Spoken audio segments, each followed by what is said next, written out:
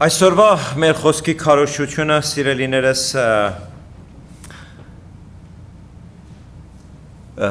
Սուրբ գրքի ընթերցանության առումով շարունակություն անցել Կիրակի օրվա, բայց խոսքի նյութը ու բացատրությունը ամբողջովին այլ է ու տարբեր է։ Եթե հիշում եք ընդհանրեն արագ վերհիշումը, որը հիշեցեցինք մի քիչ ավելի բացատրություն եւս այս անգամ տալու, անցյալ անգամ եւս որոշակի բացատրություն տվեցինք, որ խոսքը նյութը արված է Գործ առաքելոց գրքից եւ ինչպես Գործ առաքելոց գրքին եթե ծանոթ ես եւ ընթերցել ես, գիտես որ մեծամասնությամբ խոսում է Պողոս առաքյալի 3 հիմնական ճամփորդությունների, նրա բոլոր հալածանքների ու նեղությունների մասին։ Եվ երբ վերջի անգամ նա Երուսաղեմ էր այցելել, որպեսզի հանդիպեր եղբայրներին ու եկեղեցուն, որտեղ հիմնականում նա Հրեաստանից դուրս էր իր քարոզչության գործունեությունը կատարում, այնտեղ ձերբակալվեց հրեաների ու հատկապես քահանաների ու քահանապետների դրդումով։ Եվ երբ որ իր քրոջ տղան լսելով, որ պատրաստում են, որ նրան առանց դատի ինչ անեն, սպանեն, տեղյակ պահելով այն ժամանակվա հռոմեական կայսրությունն էր հիմնականում իշխում եւ տիրում այդ երկրամասերի վրա։ Նրան տեղափոխեցին Կեսարիա։ Կեսարիա Հրեաստանի հյուսիսային մասում է բնակվում, այսինքն հիմիկվա, եթե պատկերացնում եք դեպի ավելի Դամասկոսի այդ Կեսարիա, այդ հատվածը, դա փոքրիկ տիրություն էր եւ նահանգի պես մի բան էր։ Եվ այն ժամանակվա նահանգապետը ընդունեց եւ բանդարկեց Պողոս առաքյալին եւ Պողոս առաքյալը 2 տարի բանտում մնաց։ Եվ երբ որ Փեստոսը ընտրվեց որպես Կեսարիայի նահանգապետ, Ագրիպա թագավորը, որը Հրեաստանի թագավորն էր,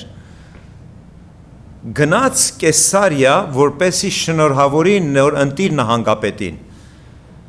Եվ երբ որ այնտեղ էր, Փեստոսը որոշեց, որ Ագրիպային ծանոթացնի ու ներկայացնի Պողոս առաքյալի կյանքը ու դատապարտությունը եւ թե Ագրիպան ինչ կորոշի որպես Հրեաստանի Հրեաստանի թագավոր։ Եվ մենք անցյալ անգամ լսեցինք այն խոսքերը, որը երբ Պողոս առաքյալը առիթն առնելով խոսեց միանշանակ սկսած Աբրահամից, Մովսեսից, Դավիթից, Աստծո աստվածությունը ու նրա կենթանությունը։ Եվ իր խոսքի մեջ վկայում էր, ավետարանում էր, քարոզում էր,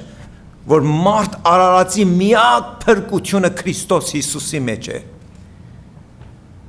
Եվ Փեստոսը հիշում եք ասեց, որ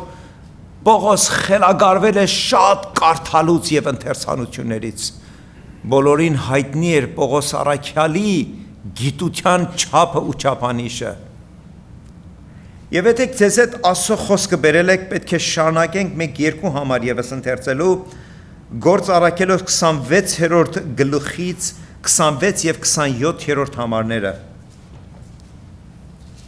Եվ երբ որ Պողոս առաքյալը խոսքը ուղղեց դեպի Ագրիպա թագավորը, որ այնտեղ ներկա էր, որովհետև 26-ը, so we are reading Acts chapter 26 verse 26 and 27.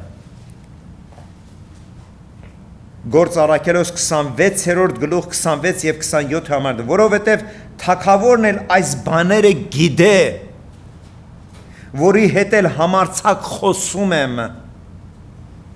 որովհետև չեմ կարծում, որ սրանցից մեկն էլ նրանից ծածկված լինի, որովհետև այս բանը անկյունի մեջ եղած չէ, Այսինքն Հիսուսի իրականությունը, Աստծո աստվածությունը եւ կենթանությունը այնպիսի մի բան չէր, որ մարդիկ թաքուն անկյուններում էին խոսում։ Սա բացահայտ է, ողջ Հրեաստանը խոսում էր։ Այսօր քրիստոնյաներ կան Հրեաստանում եւ տարածված ողջ այդ եվրոպական երկրամասում, որտեղ որ Պողոս Առաքյալը Աստծո ձեռքով գործիք լինելով տարածել էր Աստծո խոսքը։ Խոսքը տարածվել էր դեպի Եգիպտոս եւ քրիստոնյաներ կային Քրիստոսի մեջ վերստին ծնված ամեն ուր։ Եվ Պողոս Առաքյալ խոսքը ուղղելով Ագրիպասին ասում է. «Այն ինչ որ ես քեզ հետ եմ խոսում», եւ այստեղ բոլոր ներկաների հետ ավելի տեսնում եք խոսքը ուղղակի շեշտադրում է դեպի Ագրիպա թագավորը։ Եվ ասում է, որ սրանք քեզի հայտնի են եւ դու ես բոլորի մասին տեղյակ ես, եւ այն ինչ որ քրիստոնեությունը եւ Քրիստոսը Աստված է, դա արդեն բացահայտ է։ Դա թաքուն այդպես ծածկված մի բան չէ այստեղ ու այնտեղ խոսելուց։ Եվ 27-րդ ասում է. «Եվ հավատում ես մարգարեներին, ով Ագրիպաս արքա, գիտեմ, որ դու հավատում ես»։ Նա չէր փորձում, այսպես ասած, բռնանալ Ագրիպա թագավորին, նա շղթաների մեջ բռնված մի հատ բանդարկյալ էր, իսկ ապիկան թագավոր էր այդտեղ ներկա։ Եվ ասես, որ գիտեմ, որ դու գիտես հավատքի մասին, գիտես մարգարեների մասին, գիտես Աստծո ճշմարտության մասին եւ վստահ եմ, որ լսել ես Քրիստոսի ծնունդ, խաչ, մահ եւ հարության զորության մասին։ Ուզում եմ մեզ համար ավելի բացահայտ լինի, թե Պողոս Առաքյալը ինչի նկատի ուներ, երբ որ խոսքը ուղղած Ագրիպային ասում էր. «Գիտեմ, որ դու գիտես»։ Ով էր Ագրիպան։ Ծանոթանանք այս նոր թագավորի հետ։ Եթե Գործ Առաքելոց թուղթը գիրքը բացել եք, եթե մի քանի թերթ հետ գնաք եւ 12 Acts 12 12-րդ գլուխը բացանեք, ձեզ համար 21-ից 23 համարները պետք է ընթերցեմ։ Acts 12:21-23 Գործ Առաքելոց 12-րդ գլուխ 21-ից 23-րդ համարները։ Եվ մի որոշված օր Հերովդես թագավորական Զգեստ հագած ատյանումը նստած էր, ուրեմն թագավորը Հերովդեսն էր, իր ատյանում նստած էր եւ հրապարակա ատենաբանում էր դեպի նրանց, ովքեր էին նրանք Սիդոնից եկած ներկայացուցիչներ էին, որովհետև Սիդոնի եւ Տյուրոնի, որը դարձյալ այդպեսի նահանգի պես տարածք էին եւ ենթակա Հրեաստանին, խնդիրներ ունեին եւ ներկայացուցիչ էին ուղարկել եւ Հերովդես թագավորը ատյանում նստած վճիռ էր կայացնում։ Եվ այդ ատյանի ընթացքում եւ ամբողը աղաղակում էր, թե դա Աստծո ձայնն է եւ ոչ թե մարդի։ Ու երբ որ այս Հերովդես թագավորը ատյանում խոսում էր, այնտեղ ներկա եղող ժողովուրդը ամբողը աղաղակեցին, որ այս Հերովդեսը չի խոսում, այլ Աստված է խոսում։ Եվ նրան աստվածացրեցին։ Եվ ամբողը աղաղակում էր, թե դա Աստծո ձայնն է եւ ոչ թե մարդի։ Եվ իսկույն Տիրոջ հրեշտակը զարկեց նրան, որովհետև Աստծուն չտվավ փառքը եւ որդներով լցված մեռավ։ Պատմությունը պատմում է, որ այս Հերովդես թագավորը, որ նույն Հերովդեսը չէր, որը Հիսուս երբ որ ծնվեց, հրաման տվեց եւ 2000 մանուկներ սպանել տվեց։ Սա իր տղան էր։ Հերովդես անունը թագավորական այդպեսի տարածված անուն էր։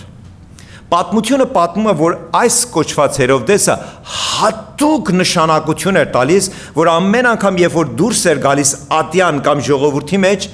տարբեր հատուկ թագավորական փայլուն շորերով է։ Եվ պատմությունը պատմում է, որ այդ օրը հատուկ զգեստ էր իրեն համար պատրաստել տվել, որ զգեստը ծածկված էր բոլոր արծաթե փոքրիկ թերթիկներով եւ ամեն անգամ երբ որ շարժվում էր արևի ճառագայթներից ամբողջ իր մարմինը փայլատակում էր դրանից։ Սա պատմությունից է։ Եվ այդ փայլատակումը եւ այդ իր վեհափար տեսքը, որ հատուկ ուշադրություն էր դարձում, այդպես ասած ուշադրությունը գրավեց եւ մարդիկ սրանք սկսեցին նրան կանչել ինչ Աստված։ Ինչու այս մեջբերում արեցին։ Այս Հերովդես կոչվածը Ագրիպայի հայրն էր։ Եվ երբ որ Պողոս առաքյալ ասում էր դու գիտես ու գիտեմ որ դու գիտես, նա գիտեր որ Ագրիպան անձամբ իր ընտանիքի մեջ տեսել էր Աստծո փառքը ու Աստծո կենթանությունը։ Վերադառնանք մեր խոսքին։ Պողոս առաքյալը, որը հմուտ էր խոսքին եւ փիլիսոփայությանը, խոսում էր հստակորեն Ագրիպա թագավորի հետ ու հիշեցնում էր նրան անուղակի ձևով, որ դու տեսել ես Աստծո փառքը անձամբ քո տանդ մեջ ու քո հորդ վրա։ Եվ այսօր օրը որ դառնաս ու ապաշխարես եւ ընդունես Քրիստոսին որպես Տեր ու Փրկիչ, դուք պատկերացնում եք թե ինչ մեծ հեղափոխություն կարող էր Հայաստանում տեղի ունենալ այդ մեկ մարդու ապաշխարությունով։ Բայց արի ու տես, որ մարդ ու մարդկանց եսը ու հպարտությունը ու ամբարտավանությունը ինչքան շատ սատանայի ձեռքին գործիք է լինում, որ ոչ միայն մարդիկ իրենք են փրկվում ու արգելք են լինում հազարավորների ու տասնյակ հազարավորների ճշմարտությանը գտնելու այդ ճանապարհին։ Ուզում եմ մի դեպք պատմեմ, իրական եւ ինձ ու քեզ ժամանակ առ ժամանակ ծանոթ այսպիսի մի անձնավորությանը Չարլզ Սպըրջեն։ Չարլզ Սպըրջենը անգլիացի, երևի Անգլիայի պատմության մեջ մեծագույն եւ ես կարող եմ համարձակորեն ասեմ, նա 19-րդ դարաշրջանում ծնվեց եւ 19-րդ դարաշրջանում էլ մահացավ։ 58 տարեկան էր։ Բազում հիվանդությունների պատճառով կյանքից շատ շուտ վաղաժամ մահացավ։ Բայց այդ կարճ ժամանակահատվածում ասում են, որ պատանի էր 11 թե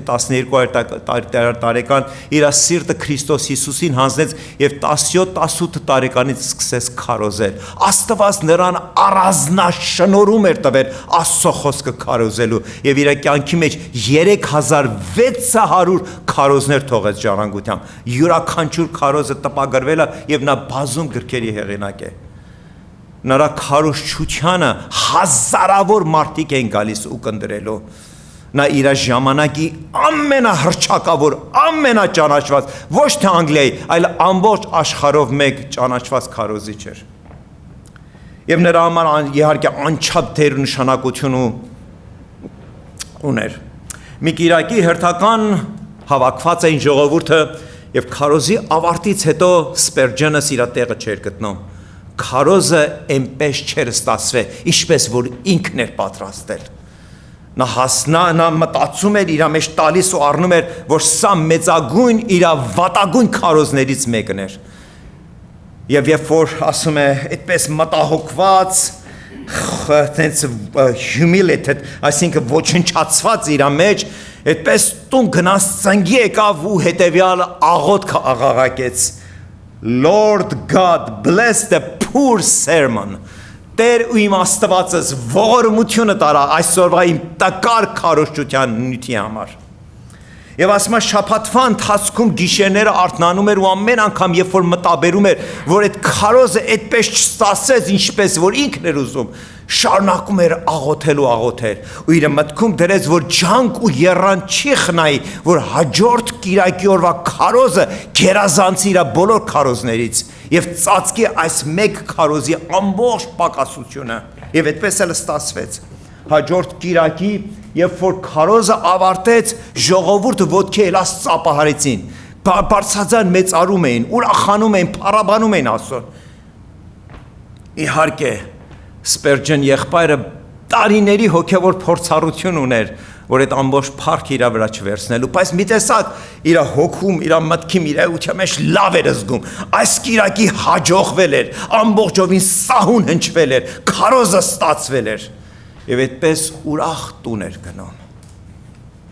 Եվ եթե պատմությունը Սպերջենի հետ ստեղ ավարտվեր, ես կմտածեի, որ Սպերջենս իրապես իզուր այդ ամբողջ հռչակը ձեռք բերել որպես մեծ քարոզիչ։ Բայց նա Աստծոց շատ ավելի խոր բան էր սովորել, որ սրանով ավարտվեր մեր պատմությունը։ Սպերջենի համար իրականության մեջ մեկ բան էր նաև հետաքրքիր, որ երկու շաբաթվա իր քարոզների մեկը անչափ տկար եւ մեկը անչափ լավ ու կատարյալ նա չավարտվեց նրանով տխրեց հիմի ուրախացավ ամեն բան կյանքն է ու շարունակությունը նա իր աշխատակիցների գործընկերների եկեղեցում խնդրեց որ ուշադրությամբ հետևեն թե անցյալ կիրակվա քարոզից եւ այս կիրակի օրվա քարոզից քանի ոք են ապաշխարել եւ իրենց կյանքը Քրիստոս Հիսուսին հանձնել եւ երբ որ արդյունքը մանրամասը քնելու ու զննելով իմացավ մեկ հստակ մի բան նրա համար պարզ էր նրա այսպես կոչված տկար քարոզից 41 հոգի ապաշխարել ու Քրիստոսին էին դարձել իսկ նրա հաջորդ կիրակի օրվա կատարյալ հաջողակ քարոզից նույնիսկ մեկ հոգի չգտնվեց որ ապաշխարել ու Տիրոջն է դարձել եւ այս ամբողջ պատմությունը պատմելով եւ Սպերջանս իր ժամանակին եւ այսօր ես որպես քարոզից ու դու որպես Աստծո ծառա Աստծո վկա Աստծո ավետարանիչ այս երկրի վրա ապրելուց մենք միանշանակ մեկ բան ենք հասկանում ոչ մեր զորությունով է, ոչ էլ մեր կատարելությունով է, այլ նրա շնորհքով է ու անսահման ողորմությունով։ Գիտես, այս պատմությունից միանշանակ ես մեկ բան եմ հասկանում։ Ես եմ ունեցել, ինչպես Սպերջյանը, ես սխալ չհասկանաք, ես ոչ մի կերպ չեմ փորձում ինձի համեմատել Սպերջյանի հետ։ Այո, Աստված եւս ինձի մի փոքրիկ շնորհք եւս ընծայեց Աստծո խոսքը մատակարարելու։ Բայց գիտես անգամներ եղել է, որ ես իմ հոգուս խորքում, իմ մտքիս մեջ, իմ սրտիս մեջ, իմ զգացումներից մեջ տխրություն եմ ապրել, որ քարոզը չստացվեց եւ եղել է, որ լավ եմ զգացել, որ քարոզը խոսվեց Աստծո հոգու առաջնորդությամբ։ Բայց գիտեք ինչ այս ամբողջը միանշանակ ոչ միայն ժամանակին Սպերջյանին այսօր ինձ նաև քեզ որովհետև մեզանից ամեն մեկս այն օրը որ ճանաչեցին Քրիստոսին եւ մեր սիրտ ու միտքը հոգին Տիրոջ հանձնեցին Տերը մեզի կոչում տվեց գիտեք ինչ է մեր կոչումը ավետարանիչ որ գնալու ես աշխարհը սկսած մեր տնից մեր շրջանից մեր քաղաքից մեր երկրից ու ամբողջ ասավ աշխարհը մեկ քարոզեք ավետարանեք եւ ով որ հավատա եւ մկրտվի պետք է փրկվի եւ այսօրվա այս բացադրությունից միանշանակ մեկ բան են ուզում ես ու դու հասկանանք գիտես ամեն անգամ որ առիթ ունենք վկայելու վստահ եմ մենք ընկնում ենք մտքերի հարձակման տակ պատրաստ ես ունես այդ ունակությունը, այդ կարողությունը, երեք հոգևոր տկար էիր, լացում էիր, կանչում էիր, խնդրում էիր, էական ու կարևոր չի, թե այսօր ես ու դու ինչ կարգավիճակ ունենք հոգևոր նույնիսկ առումով, ֆիզիկական առումով, մեր հոգեկան աշխարհի առումով, մի քիչ առաջ քարոզից առաջ ասում եմ, ամեն մեկս այսօր այս կյանքի իրավիճակներում անցնում ենք լարվածություններով, դառնություններով, տխրություններով,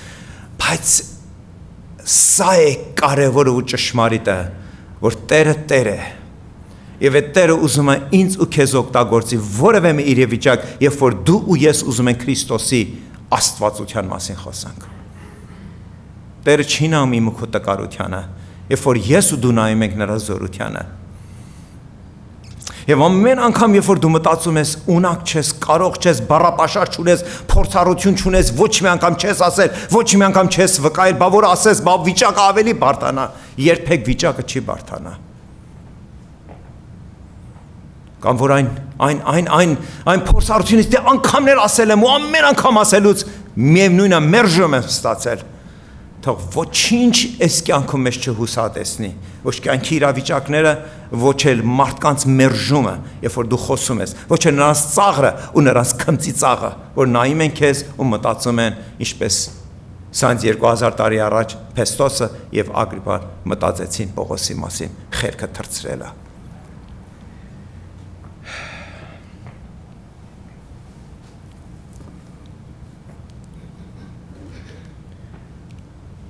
Էական ու կարևոր չի թե մենք ինչպես ենք անելու regardless of how we do մենք մեկ բան գիտենք Եթե այդ օրը առիթը Աստված Սուրբ Հոգին տվեց եւ այդ մարդուն, այդ կնոջը, մեր երեխուն, մեր ծնողին, մեր ընկերոջը, անծանոթին, խանութում հանդիպակացին, եթե մենք այդ առիթը կորցրեցինք, հայո մեր աղոթն է, որ այդ մարդը մեկ ուրիշ առիթներ էլ ունենա։ Բայց հիշիր, եթե մարդը մեռավ իր մեղքերի մեջ, նրա մեջ հետ մեռնում է բոլոր հույսի փրկությունը։ Նա հայտնվելու Աստծո դատապարտության առջև։ Այդպես էլ որ իր կյանքում չճանաչելով Քրիստոս Հիսուսին, որպես իր Տերը ու Փրկիչը, իր մեղքերից ազատողը ու ներողը, մաքրող ու սրբողը, արյունով ծածկողը։ Գիտեք, երբ որ Պողոս առաքյալը կանգնած էր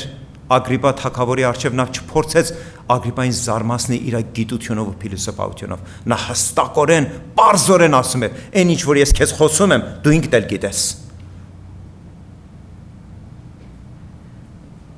Հաջողվեց, դժբախտաբար ոչ։ Բայց այս պատմության մեջ եւ ընդհանրապես ով էր հաջողակը։ Այո, նրան սպանեցին, գլխատեցին։ Բայց երկնքում այսօր Պողոս առաքյալը Քրիստոսի հետ երկինքն է թագավորում Հավիտյանս Հավիտենից, որտեղ նա չվախեցավ, չզլացավ, չծույլացավ, չտկարացավ, այլ ասեց. Եվ այսօր հարցում ինձ ու քեզ, վերջի անգամ երբ ես առիթ ունեցել, որևէ մեկին, ամենահստակ, պարզագույն բառերով ասել, հավատա Քրիստոսին, նա է Աստվածը, եւ բերելով քո անձամբ քո ոչ թե բարդ վարդապետություններ, քո օրինակը, քո կյանքը, բաց նամակ ա նրա առջև, ասա քո կյանքից, ասա մի դրվագ, ասա որ Քրիստոսը գալով քո կյանքի մեջ,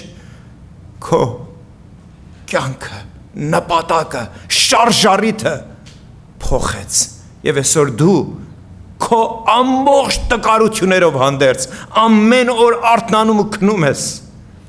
քո սրտիդ եւ քո շրթունքներիդ վրա կանչելով նրա հրաշք անունը, որտեւ ճաշակել ես, որ Հիսուս անունի մեջ զորություն կա, շնորհք կա, ողորմություն կա, բժշկություն կա, նորոգություն կա։ Ուզում եմ մեկ ուրիշ իրական դեպք պատմեմ։ Երկրորդ համաշխարհային պատերազմից։ Երկրորդ համաշխարհային պատերազմը երբ սկսեց 1939 թվին ֆաշիստական Գերմանիան շուտ կարճ մեկ տարվա ընթացքում գրավեց ամբողջ արևմտյան եւ արևելյան Եվրոպան։ Եվ 41-ի շրջանակներում էր, որ ամբողջ զորք ուղղեց դեպի Ռուսաստան։ Նա գիտեր Ռուսաստանը գրավելով ամբողջ Եվրոպա, Ասիան Իրանն է։ Նրան էին միացել ֆաշիստական Գերմանիան, դե պատմության ծանոթ է Իտալիան եւ Ճապոնիան։ Ամերիկան 41 թվին բացարձակապես ոչ մի մասնակցություն չուներ երկրորդ համաշխարհային պատերազմից իր աշխարհագրական դիրքով եւ փորձում էր հեռու մնալ, բայց միանշանակ օգնում էր մեքենաներով, մթերքներով, ուտելիքներով, ինչ։ Բոլոր նրանք, որոնք կռվում էին ֆաշիստական Գերմանիայի դեմ։ Դեպքը իրականացավ, խոսքս պատմությունս Pearl Harbor-ի մասին է։ Եթե ծանոթ եք, եթե կինոնկարը դիտել եք, եթե պատմությանը տեղյակ եք, դեկտեմբերի 7-ին, որը կիրակի օր էր, պատահական օր չէր ընտրել Ճապոնիայի պետությունը, ընտրել իր կիրակի, որ մեծամասնությամբ ինչ են, հանգստի օր են։ Կիրակի դեկտեմբերի 7-ին 1941 թվին Ճապոնիայից դեպի Հավայի Pearl Harbor թռնում էին 353 կործանարար ինքնաթիռներ։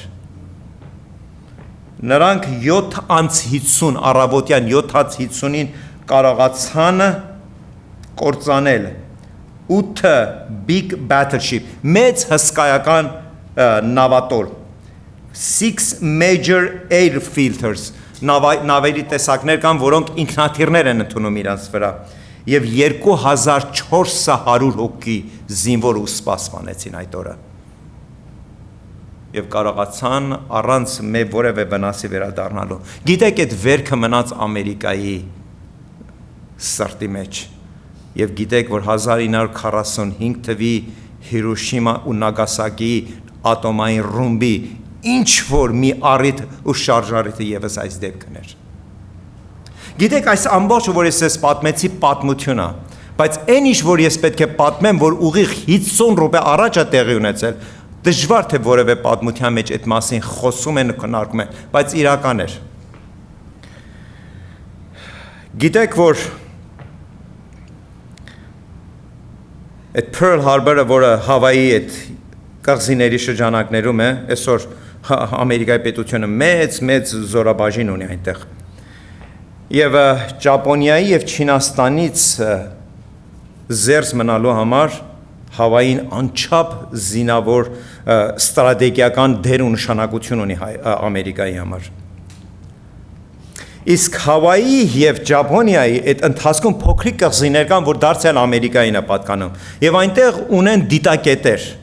զինվորներ դիտակետներով։ Ուղիղ առավոտյան ժամը 7-ին երկու շարքային զինվոր ռադարի վրա նկատում են կետեր ու ամբողջ ռադարի այդ սկրինը այդ լցվում է կետերով։ Այսինքն խոսում է բազում թվով ինքնաթիռների մասին։ Այդ օրը կիրակի էր եւ միակ սպանը, որ այդ օրը ծառայության մեջ էր, մի երիտասարդ ամփոփարու լեյտենանտ էր։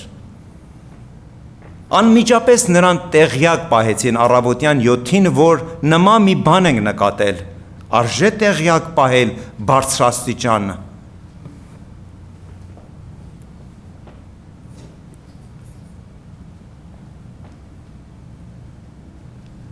Սուր ենք ասել, sorry։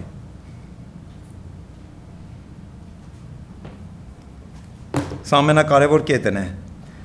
Ասում է, երբ որ երիտասարդ ամփոփարու երիտասարդ լեյտենանտը լսեց, թե ռադարի վրա բազում կետերի հետքեր կա, որ ինքնաթիռների մասին է, ասեց don't worry about it, մի մտահոգվեք այդ մասին, երևի Կալիֆոռնիայից ինչ-որ ինքնաթիռներ են գնում գալիս։ Եվ մի մտահոգվեկի արդյունքը մենք տեսանք, թե ինչ հսկայական աղետ ու աղետների շարունակություն եղավ։ Գիտեք, այսօր ես ու դու ապրում ենք, Քրիստոսին ունենք։ Բայց եւս թշնամին գիտես ինչ, անverջ խաբելով մեզի հիշեցնում է։ Մի մտահոգվիր քո սեփական ընտանիքի անդամները, որ այսօր Քրիստոս Հիսուսին ունեն որպես Տեր ու Փրկիչ։ Մի տակուհիր քո բարեկամների, քո ընկերների, քո հարևանների ու կողակիցների, մյուսների ու միսների համար։ Վաղը, մյուս օրը, մի տարի հետո, մի առիթ կլինի։ Ինչու անձամբ ես պիտի ասեմ, մեկ ուրիշը կասի, մեկ ուրիշը ավելի լավ կասի։ Եթե կարծում ես, որ մեկ ուրիշը ավելի լավ կասի, այսօր այդ մեկ ուրիշին հրավիրի քո տունդ, հրավիրի բարեկամի տունը, հրավիրի, որ քո ծնողիդ, քո երեխայի հետ խոսի։ Եթե կարծում ես, որ այն ամեն ինչ, որ դու կարողացել ես անես, արել ես արդեն։ Գիտեք, այս երիտասարդ լեյտենանտի մի մտահոգվի գաղափարը այսօր ամեն մեկիս մեջ կա, ոչ միայն այս եկեղեցում, այլ ամբողջ աշխարհով մեկ։ Ու թշնամին մեր մեջ սերմանել է էդի մի մտահոգվի։ Դեռ լավ կլինի, դեռ կյանք արջևում է, դեռ տնտեսության մասին մտածիր, տես քաղաքական իրավիճակները, վաղը եթե ես իմ աշկերս փակեցի, որևէ դեր ու նշանակություն ունի, թե այսօր քաղաքական կամ տնտեսական իրավիճակներ ինչպիսին են, երբ որ փակում ես, ամեն ինչ վերջանում է, ու հիշիր, այդ հարազատը, որ ամեն կերպ ուզում էր խոսեր ու այդպես էլ առիթ ունեցար ու մտածեցիր մեկ ուրիշ անգամ, երբ որ աշկերը փակեց մեղքի մեջ ու այդպես էլ չճաշակելով, այդպես էլ չհասկանալով, այդպես էլ չլսելով Քրիստոսի ու նրա փրկության մասին։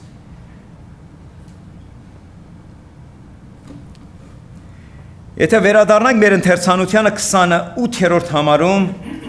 Ագրիպասի պատասխանը տեսեք ինչ է ասում։ Գործ առաքելոց 26-րդ գլուխ 28-րդ համարը Acts 26:28։ Երբ որ Պողոս առաքյալը Խոսք ուղելով Ագրիպային ասեց դու այս ամբողջը գիտես թե ինչի մասին եմ խոսում եւ մի քիչ առաջ բացատրեցինք թե ինչի նկատի ուներ Ագրիպան տեսեք ինչ պատասխան տվեց Ագրիպան էլ Պողոսին ասեց քիչ է մնում որ ինձ համոզես որ քրիստոնյա դառնամ քիչ է մնում almost շատ մոտ է Ոմանք ասում են ծաղրով ասեց, ոմանք ասում են միգուցե իր սրտի հետ ինչ որ մի բան շարժ եղավ, բայց այդպես էլ պատմությունից հասկանում ենք, որ չգտավ իր տեղը, սիրտը, հոգին, դուռը չբացվեց, Քրիստոս ներս չմտավ, որպեսզի Տերը ու Փրկիչը լինի Ագրիպայի։ Ագրիպասը այդպես էլ այդ օրը մենք շարունակություն տուն գնանք ընթերցենք, հեռացավ Ատյանից ոչ իր համար, ոչ էլ Պողոսի համար որևէ որոշում անելու։ Գիտեք, եւս անչափ վտանգավոր է, երբ որ մենք մտածում ենք, որ մեր հարազատը ու բարեկամը համարյա թե Քրիստոսին ունի, համարյա։ Այդ համարյայի գաղափարախոսությունը, գիտեք, ես ուզում եմ մի քանի օրինակներ բերեմ հին ուխտից եւ նոր ուխտից։ Երբևիցե հարցում հարցրել եք, թե ինչու Աստված թույլ տվեց, որ Նոյը 120 տարի շարունակ տապանը պատրաստի,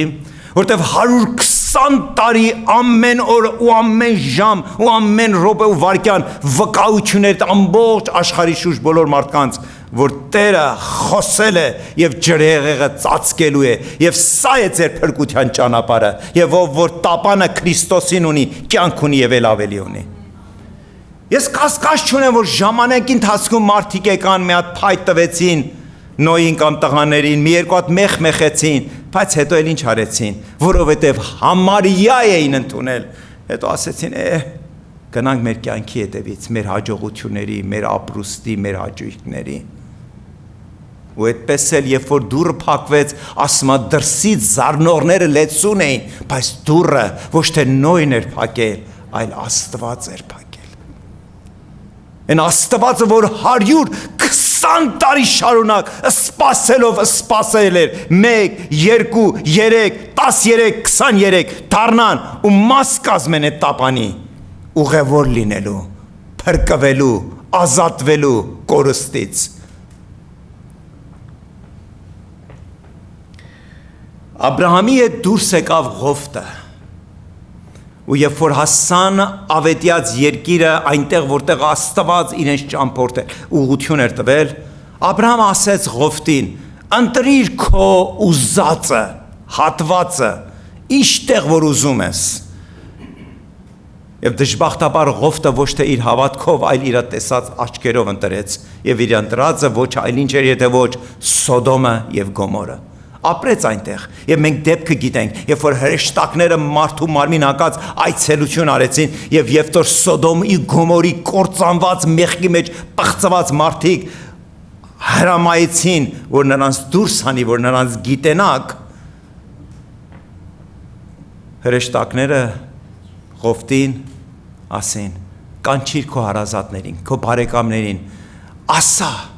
ասա փրկության մասին եւ փրկությունը որ դուրս կան Սոդոմ ու Գոմորի երկրից կանչեց իր փեսաներին աղջիկներին խոսքը խոսեց ծաղրեցին չընդունեցին իր հետ էր ապրում իր կինը ու երկու աղջիկներ որ դեռ չէին ամուսնացել դուրս եկան դուրս գալուց հրեշտակներ ասեցին երբ որ դուրս կգնաք ու կգնաք դեպի մյուս քաղաքը հետ չդառնաք հետ չնայեք եւ արդյոք ինչ եղավ Ղովտի կինը այդ ամբողջ ընթացքը Սոդոմի Գոմորը կյանքը մեղքը Ղովտի կինը համարյա էր ընդունել Աստծո խոսքի խստությունը եւ ճշմարտությունը եւ այդպես էլ անհնազանդ գտնելով խոսքին ինչ արեց երեսը թեքեց ու դարձավ աղե արցան Գիտեք, երբ որ կարդում ենք Մովսեսի մասին, որ Աստված նրան օծեց, նշանակեց ու ընտրեց ու փարավոնի պալատը ներս մտավ իր եղբոր Ահարոնի հետ ու հրաշքների շարքը, հրաշքների, վկայությունների, Աստծո կենթանության ճշմարտության մասին։ Ամեն անգամ կարդում ենք փարավոնը կանչում էր ու Մովսեսին ասում էր. «Գնացեք ու աղոթեք ձեր կենթանի Աստծուն, որ այս անգամ եւս ների ինձի ու ողորմություն անի»։ Ու նորեն ինչ էր անում որովհետև ամեն անգամ նրա ապաշխարությունը համարյա թե լինում էր, համարյա էր թե հավատու, հետո մի քանի օր հետո մի քանի շաբաթ հետո դառնանում էր ու դառնում էր նույն անաստված փարավոնը, որը հрьяաներին տեսնում էր ստրուկ ու իր ձեռքին գործիկ։ Եվ նորեն հերթական նեղությունները ու հերթական հրաշքը ու հերթական պատասխանը ու ապտակը ստապեցումը փարավոնին։ Եվ վերջի երբ որ առաջնեկը խփվեց, փարավոնը կանչեց Մովսեսին ու ասեց թողնում եմ, ինչ ուզում եք ձեզ հետ առեք ու դուրս եկեք։ Ես վերջի անգամ համոզվեցի, որ ճշմարիտ ու կենթանի Աստված կա երկնքում, որին դուք պաշտում եք։ Երանի թե այդ խոսքերը հոգու խոսքեր լիներ փարավոնի։ Բայց ասում է, երբ որ դուրս եկան, նրա սիրտը քարացավ, կարծրացավ, փոխվեց ու զորքը դուրս անեց, որ հետապնդի ու ոչնչացնի ամեն մեկ հրեայի, որ դուրս է եկել Եգիպտոսից։ Եվ ինչ եղավ։ Ջուր եկավ ու ծածկեց ու կործանեց։ Գիտեք, Աստված բազում անգամներ ինձ ու քեզ գործիք դարձնելով, այստեղ ու այնտեղ դուր է ծեծում, կանչելով, ողորմություն անելով, 120 ու ավելի տարիներ սպասելով, որ մի օր նրա քաղցրալույս ձայնը կլսեն, նրա դռան զարկոցի ձայնը, ու դուռը կբացեն, ու ներս կմտնի, ու Տեր կլինի ու փրկիչ, ողորմած կլինի ու սուրբ, կատարյալ կլինի ու հավիտենական։ Եվ որ Պիղատոսը իր ձեռքերն էր լվանում ու հիշեցնում, որ ինքը ոչ մի մաս ու մասնակցություն չունի Քրիստոսի խաչելության հետ, կարծում եք, որ դա իրական է ճշմարիտ, նույնիսկ իր կինը իրան տեղյակ բայց, որ այս սուրբի հետ դու մաս ու բաժին չունենաս, բայց նրա փառքը, նրա դիրքը, նրա այդ աթոռը կործանեց նրան, այո։ Գիտեք, մեր ձեռքեր լվանալով եւ համարյա լինելով մենք չենք կարող փրկվենք։ Եվ վստահ եմ, որ Պիղատոսը դրանից չփրկվեց։ Թեկուզ ասելով, որ ես ոչ մի բաժին չունեմ, նա լեցուն բաժին ուներ, նա իշխանություն ուներ, եւ ինչպես Հիսուսը հիշեցրեց, եթե երկնքից տրված չլիներ, դու ոչինչ էլ չէիր կարող ունենալ, բայց այդպես էլ նա չօգտագործեց ի փառս Աստծո, այլ իր փառս Եսի ու իր կեցության համար։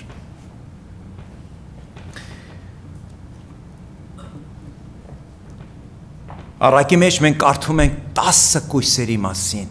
Կույսը, որ իր կյանքը, իր ապրելը, իր ապագան, իր ամբողջ հույսերը կապել էր Աստծո ու երկրային թագավորության հետ։ Ու ասում է, երբ որ Տերը եկավ, այդ 10 կույսերից 5-ը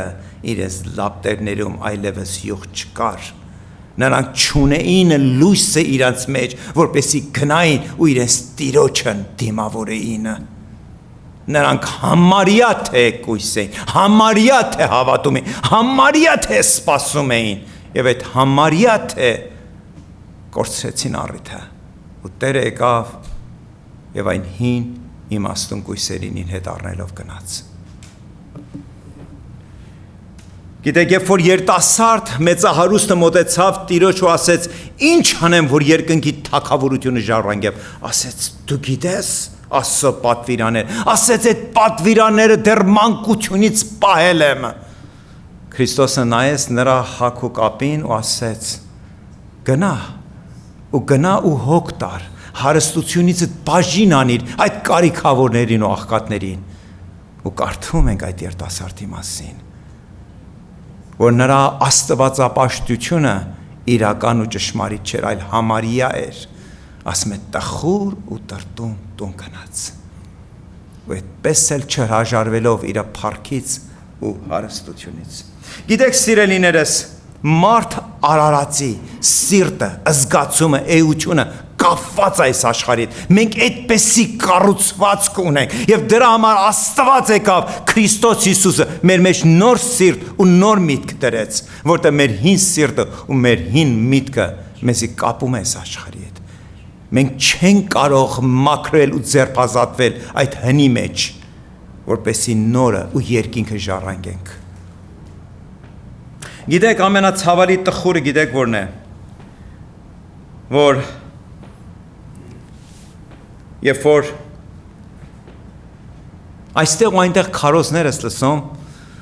որ ամբողջ քարոզը կամ մեծամասնությամբ խոսում են ինչի մասին։ Հիսուսին հավատալով հաջողակ կլինես, մեծահարուստ կլինես, գործերդ կհաջողվի։ Ես չեմ բացառում Աստծո օրհնությունը իմ ու քո կյանքից, բայց Քրիստոսը դրա համար չմեռավ ու իր կյանքը խաչի վրա չզոհեց, որ ես ու դու մեծահարուստներ ու հաջողակ լինենք։ Նա մեռավ, որ ես ու դու փրկվածներ լինենք։ Եվ երբ որ եկեղեցում դու քարոզում ես հաջողություն ու տնտեսական աճ, հիշիր, որ մարդը ինչքան ընդունակ է կապվելու հետ իր հաջողությունների հետ եւ Քրիստոսով սկսի եւ ավարտի իր հաջողություններով։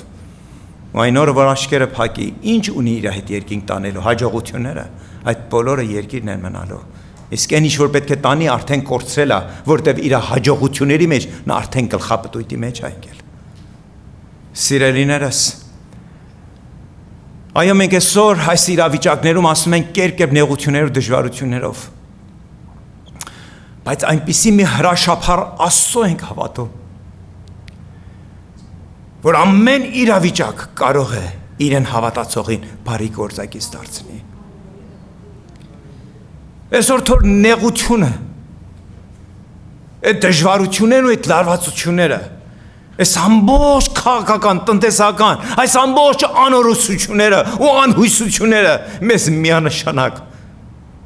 ամեն օր ու ամեն ժամանակ, ոչ թե ամիսը մեկ անգամ, ոչ թե տարին մեկ անգամ, այլ ամեն օր մեզի ծենգի բերի նրա առջև, հիշելով, որ ոչ մենք, այլ այլ հարազատներ ունենք, որ նրանք ևս փրկության կարիք ունեն։ Քեզ կբերեմ այդ փառավոր Քրիստոսի ձեռքերի մեջ։ Ամեն։